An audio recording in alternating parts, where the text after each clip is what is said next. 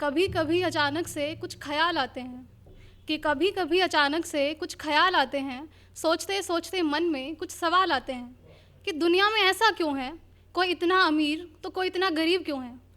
सड़क पे चलते चलते मुझे वो बच्चे दिख जाते हैं, कि सड़क पे चलते चलते मुझे वो बच्चे दिख जाते हैं जिन्हें देखते ही मेरे पैर वहीं थम जाते हैं।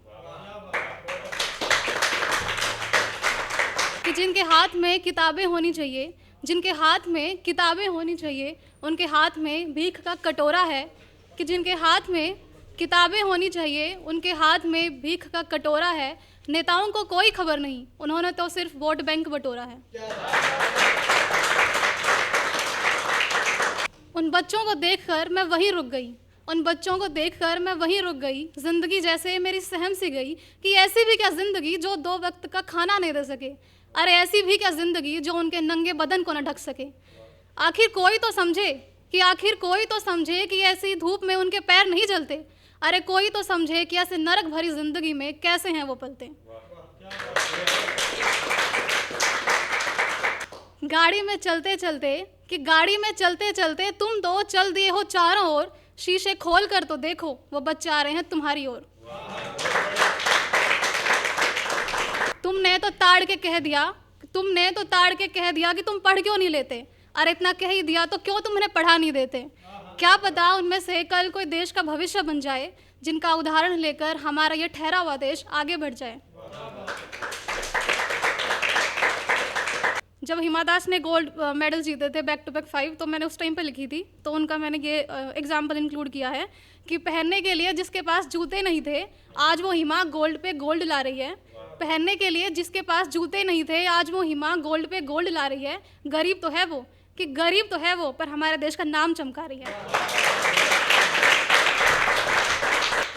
वो बच्चे तो यूं ही सड़कों पर घूमते रहेंगे, वो बच्चे तो यूं ही सड़कों पर घूमते रहेंगे, नंगे पैर वो तो यूं ही जलते रहेंगे। काश कोई उनकी हालत देखकर तरस खा जाए, कुछ करूं मैं उनके लिए। काश किसी के दिल में ये विचार आ जाए, नहीं तो वो बच्चा भीख मांगते मांगते यूं ही सड़ जाएगा। कि नहीं तो वो बच्चा भीख मांगते मांगते यूं ही सड़ जाएगा। कुछ तुम करो, कुछ हम करें, यूं ही हमारा देश आगे बढ़ जाएगा।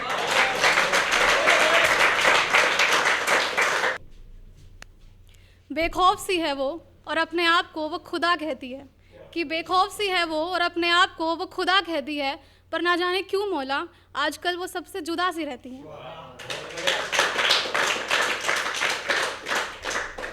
बेमौसम बेवक्त वो कहीं भी निकल जाती थी, बेमौसम बेवक्त वो कहीं भी निकल जाती थी। पर अब ऐसा भी क्या है कि खुद को अपने कमरे में बंद रखती है। हंसी के लम्हे, कि हंसी के लम्हे जैसे उसकी ज़िंदगी से ही हट गए हों। दुख दर्द आंसू जैसे उसके बदन के अंग अंग से सट गए हों। मानो जैसे उसके सब रिश्ते टूट गए हों, मानो जैसे उसके अपने कहीं पीछे छूट गए हों।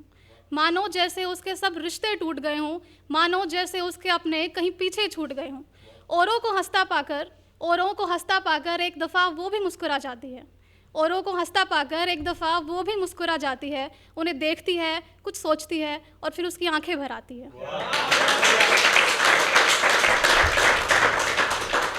ये मैंने सर्दियों में लिखी तो उसकी लाइन इंक्लूड की है, कि सर्दी की रातों की वो सर्द हवाएं भी जैसे उसका मजाक बनाती हो। सर्दी की रातों की वो सर्द हवाएं भी जैसे उसका मजाक बनाती हो, कि कुछ दिन में तो हम भी चले जाएंगे, तुम क्यों अपनेपन के इतने सपने सजाती हो।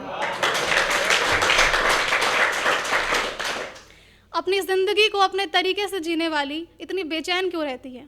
अपनी ज़िंदगी को अपने तरीके से जीने वाली इतनी बेचैन क्यों रहती है। क्या उसका अपना कोई नहीं, वो हर दर्द अकेले क्यों सहती है। आखिर कब तक वो ऐसे रो रो कर सोती रहेगी, कि आखिर कब तक वो ऐसे रो रो कर सोती रहेगी। आखिर कब तक वो ऐसे घुट घुट कर जीती रहेगी। एक ही सवाल उसके मन को कई बार खफा कर जाता है। टूटे कांच की तरह वो काश उसके दिल दिमाग में कई दफ़ा आता है, कि काश मेरा भी कोई अपना होता, मुझे भी कोई समझने वाला होता। और फिर अकेले ही वो सब कुछ सहती है, अकेले ही वो सब कुछ सहती है। थक हार कर फिर वो एक ही बात कहती है, कि हाँ तो क्या हुआ अगर मेरे साथ किसी अपने का ताज नहीं। कि क्या हुआ अगर मेरे साथ किसी अपने का ताज नहीं। खुदा हूँ मैं खुद की, और खुदा किसी के साथ का मोहताज नहीं। Thank you.